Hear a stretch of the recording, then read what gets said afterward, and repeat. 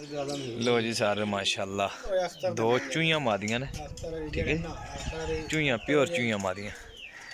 ए माशाल्लाह पट्ठा जे क्रॉस पट्ठा जे चूहा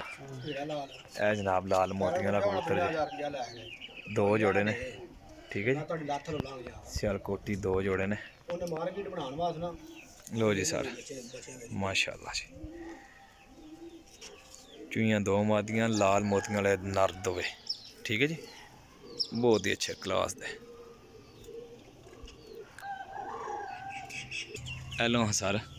ए मादी ना शो करो ए मादी है ठीक है जी ए वेखो जी ए बिचों ना पूरी होंदी है पिसट के आपे ए दुम्मा ने ठीक है जी ए एक मादी होगी मादी छड़ी मारो उधर ए मादी छड़ी है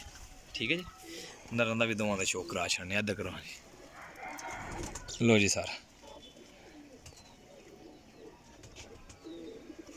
ए देखो जी माशाल्लाह मादी ए दूसरी मादी है नरां दा भी शो कराना नर भी वेख लियो जी माशाल्लाह मादी है बस बस बस ए देखो जी छोटियां छोटियां दुम्मा ने इन्हां दियां मादी मारो जी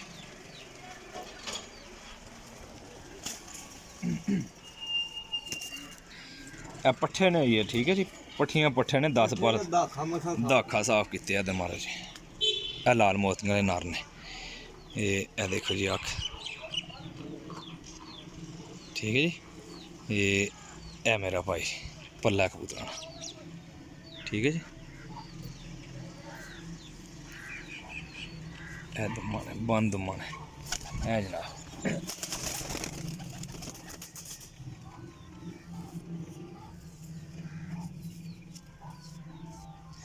महाराज लो जी सर ए दूजा नर जे लाल मोतियां वाला ठीक है जी ए जनाब देखो ए जनाब मेरी लो हाँ सर लो जी भाईजान ए जनाब मेरी दो जोड़े ने लाल मोतियां ने नर ने दोवे ए दोवें मादियां ने ठीक है जी दोवें नर ते दोवें मादियां जेह्ड़े सज्जन भरा नूं चाहिदियां होणगियां ना भाईजान मेरे नाल राबता कर लिया 0307 15 39 639 कॉल एंड व्हाट्सएप ठीक है जी दो नर ते दो मादियां जी अल्लाह हाफिज़।